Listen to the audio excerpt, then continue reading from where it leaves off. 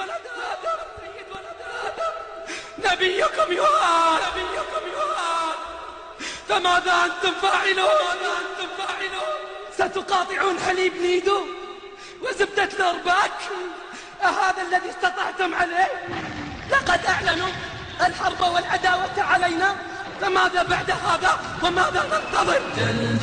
هم يسخرون ويستهزئون، ثم نتحدث نحن عن سماحة الإسلام.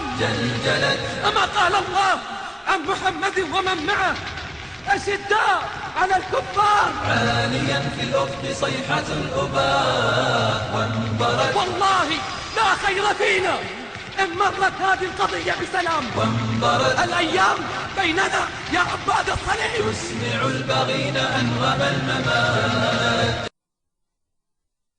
والله انت الظاهر شكلك زي بروكسي، تفكرني اشتغل عندك. انا عندي قلت لك ما جاوبتك، انا معاوية عندي افضل من علي. مو عاجبك؟ اشرب من البحر. انا داري عنك انا معاوية افضل من علي 1000 مرة عندي. مو بعاجبك؟ طالع لي زي بروكسي بعد؟ ليش؟ شنو صحابي جليل يا اخي، هذا كاتب الوحي يا اخوي. شنو كاتب معاوية افضل من علي 1000 مليون مرة. يعجبك ولا اشرب من البحر؟ والله العظيم لكن ماي. لعنة الله على علي، سب معاوية لعنة الله على علي. يلا سب، ابشر بالسب، تبي السب ابشر. يلا تفضل. رحمك الله يا أبا الحسن، فلكم وقفت في وجوه الطاعنين. شتم الناس صحابة المصطفى صلى الله عليه وآله وسلم، فوقف علي قائلا لا تسبوا أصحاب محمد. شتم الناس أبا بكر الصديق، فوقف علي مناديا لا تسبوا أصحاب محمد.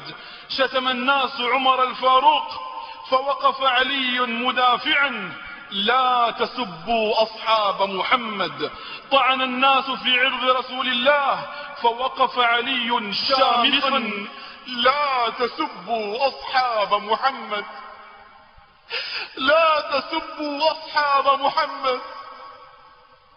أخرج المجلسي عن علي بن أبي طالب أنه قال أوصيكم في أصحاب رسول الله صلى الله عليه وآله وسلم